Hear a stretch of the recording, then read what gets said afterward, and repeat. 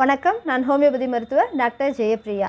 இந்த வீடியோலையும் நம்ம மாதவிடாய் காலங்களில் பெண்களுக்கு ஏற்படக்கூடிய அதிக உதிரப்போக்கு பிரச்சனையை பற்றி தான் பார்க்க போகிறோம். இந்த அதிக உதிரப்போக்கு பிரச்சனையினால பொதுவாக 17-18 வயசு பொண்ணுங்கள்லேருந்து கிட்டத்தட்ட 50-55 வயசு இருக்கவங்க கூட ரொம்ப அதிகமாகவே சஃபர் ஆகுறாங்க. சரி, இந்த அதிக உதிரப்போக்கு என்ன காரணங்கள்னால ஏற்படுது, இந்த அதிக உதிரப்போக்கு பிரச்சனை இருக்கவங்க எப்போ நம்ம கண்டிப்பாக டாக்டரை பார்க்கணும், அதை பற்றி தான் இந்த வீடியோ நம்ம பார்க்க போகிறோம். வாங்க வீடியோக்குள்ளே போகலாம். சரி, இந்த அதிக உதிரப்போக்குன்னு நம்ம எதை சொல்கிறோம் அப்படின்னு பார்த்தோம்னா, பொதுவாக பீரியட்ஸ்னால் 3லேருந்து 5 நாளுக்குள்ளார ஆகிறது ரொம்பவே நார்மல். இதுவே 7 நாள் தாண்டி 8 நாள் 10 நாள் அந்த மாதிரி ஆகும்போது ஒரு சிலர்லாம் சொல்லுவாங்க 1.5 மாதமாக பீரியட்ஸ் ஆகுது, 2 மாதமாக போயிட்டு தான் இருக்குது அப்படின்னு சொல்லுவாங்க. இந்த மாதிரிலாம் போகிறது நம்ம அதிக உதிரப்போக்குன்னு சொல்கிறோம். அதே மாதிரி அவங்க யூஸ் பண்ணுற பேட் கிட்டத்தட்ட 2 மணி நேரத்துக்குள்ளார அடிக்கடி சேஞ்ச் பண்ணுற மாதிரியான சூழ்நிலை வரும்போது நம்ம அதையும் அதிக உதிரப்போக்குன்னு சொல்கிறோம். அதே மாதிரி அந்த ப்ளீடிங் ஆகும்போது ரொம்ப சின்ன சின்ன கட்டியாக போகிறது நார்மல் தான். இதுவே பெரிய பெரிய கட்டியாக ஆகுது அப்படின்னு பார்த்தோம்னா அதையும் நம்ம அதிக உதிரப்போக்கு அப்படின்னு சொல்லுவோம். சரி, என்னென்ன காரணங்கள்னால இந்த அதிக உதிரப்போக்கு ஏற்படுது அப்படின்னு பார்த்தோம்னா, முக்கியமாக ஹார்மோனல் இம்பேலன்ஸ் இருக்கும்போது.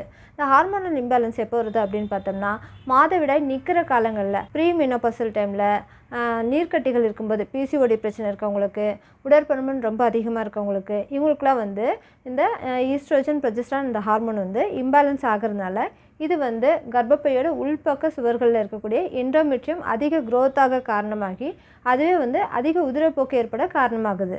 அதே மாதிரி கர்ப்பப்பையில் ஏற்படக்கூடிய கட்டிகள், முக்கியமாக ஃபைப்ராய்டு கட்டி, பாலிப்புன்னு சொல்கிற அந்த கட்டிகள், இதனாலும் கூட அதிக உதிரப்போக்கு ஏற்படலாம். இதை தாண்டி தைராய்டு பிரச்சனை இருக்கவங்களுக்கு, பெல்விக் இன்ஃப்ளமேட்டரி டிசீஸ் இருக்கவங்களுக்கு, அதே மாதிரி இன்ட்ராயூட்ரின் டிவைஸ்ன்னு சொல்கிற கர்ப்பத்தடை சாதனம் யூஸ் பண்ணுறவங்களுக்கும் கூட இந்த மாதிரி அதிக உதிரப்போக்கு ஏற்படலாம். இந்த மாதிரி அதிக உதிரப்போக்கு இருக்கவங்க என்ன பண்ணணும் அப்படின்னு பார்த்தோம்னா, கண்டிப்பாக நிறைய தண்ணி குடிக்கணும். அப்போ தான் நம்ம பிளட் வால்யூம் நம்ம உடம்புல குறையாமல் அதை நம்ம மெயின்டைன் பண்ண முடியும். அதே மாதிரி இரும்பு சத்து அதிகமுள்ள காய்கறிகள், கீரைகள், விட்டமின் சி அதிகம் இருக்க பழங்கள் அந்த மாதிரி நம்ம கண்டிப்பாக எடுத்துக்கணும். அதே மாதிரி என்ன பண்ணக்கூடாது அப்படின்னு பார்த்தோம்னா, தேன், வெல்லம் இந்த மாதிரி நம்ம அதிகமாக அந்த நேரத்தில் எடுத்துக்கக்கூடாது. ஏன்னா இது நம்ம பாடியோட டெம்பரேச்சர் அதிகப்படுத்தி அதிக ரத்தப்போக்கு ஏற்பட காரணமாகுது. அதே மாதிரி சாக்லேட்ஸ் அதிகமாக எடுத்துக்கிறது, ஃபேட்டி ஃபுட் அதிகமாக எடுக்கிறது, காஃபி, அதிகமாக பதப்படுத்தப்பட்ட உணவுகள், இதெல்லாம் நம்ம கண்டிப்பாக குறைச்சிக்கணும். இந்த அதிக உதிரப்போக்கு பிரச்சனை இருக்கவங்க எப்போ நம்ம கண்டிப்பாக டாக்டரை பார்க்கணும் அப்படின்னு பார்த்தோம்னா, இந்த ப்ளீடிங் அதிகமாக போகிறதுனால ரொம்ப டயர்டாகி தலை சுத்தலாக இருக்குது, மயக்கமாக இருக்குது, எப்போவுமே படுத்துக்கிட்டே இருக்கணும் போல் இருக்கிறது, மூச்சு விட சிரமம் ஏற்படுது, அந்த மாதிரிலாம் இருக்குன்னா நம்ம கண்டிப்பாக உடனே டாக்டரை பார்க்கணும். அதே மாதிரி அந்த ப்ளீடிங் ஆகிறதுல அதிகமாக கட்டியாக அந்த பெரிய பெரிய கட்டியாக போகுதுனாலும் நம்ம கண்டிப்பாக டாக்டரை பார்க்கணும். முக்கியமாக மாதவிடாய் நின்ன பிறகு 45லேருந்து 55 வயசுக்குள்ளார மாதவிடாய் நின்றுடும். அதை தாண்டி ஒரு சிலருக்குலாம் ஒரு சில வருஷம் கழித்து 2 வருஷம் 3 வருஷம் கழித்து கூட இந்த மாதவிடாய் வருது அப்படின்னு சொல்லுவாங்க.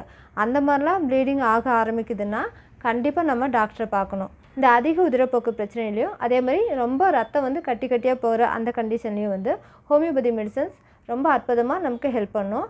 முக்கியமாக அலட்ரிஸ் ஃபரினோசா, பெல்லடோனா, சாமமிலா, பல்செட்லா, சபைனா, உஸ்ட்ரிலாகோ இந்த மாதிரியான மெடிசன்ஸும், அதே மாதிரி கர்ப்பப்பை கட்டிகள், முக்கியமாக ஃபைப்ராய்டு கட்டி, பாலிப் கட்டி இந்த மாதிரியான பிரச்சனைகள்லையும் கல்கரிய கார்பு, பாஸ்பரஸ், சல்ஃபர், ஹைட்ராஸ்டிஸு, ஃப்ராக்சினஸ், தலாப்சிபர்சா இந்த மாதிரியான மெடிசன்ஸும், அதே மாதிரி அதிகமான ப்ளீடிங்னால் ஏற்படக்கூடிய பின்விளைவுகள், முக்கியமாக தலை சுத்தலாக இருக்கிறது, அப்படியே மயக்க வர மாதிரி இருக்கிறது, ரொம்ப டயர்டாக இருக்கிறது, மூச்சு விட சிரமம் ஏற்படுறது, இந்த மாதிரியான சூழ்நிலையிலையும் சின்கோனா அஃபிஷனாலிஸ்ன்ற மெடிசனும் நமக்கு ரொம்ப அற்புதமாக ஹெல்ப் பண்ணும். இந்த வீடியோவும் உங்களுக்கு யூஸ்ஃபுல்லாக இருந்தால் வீடியோவை லைக் பண்ணுங்கள், மற்றவங்களுக்கு உங்கள் ஃப்ரெண்ட்ஸ்க்கும் ஷேர் பண்ணுங்கள். இந்த மாதிரியான மேலும் பல பயனுள்ள தகவல்களை பெற சேனலை சப்ஸ்கிரைப் பண்ணுங்கள். நன்றி, வணக்கம்.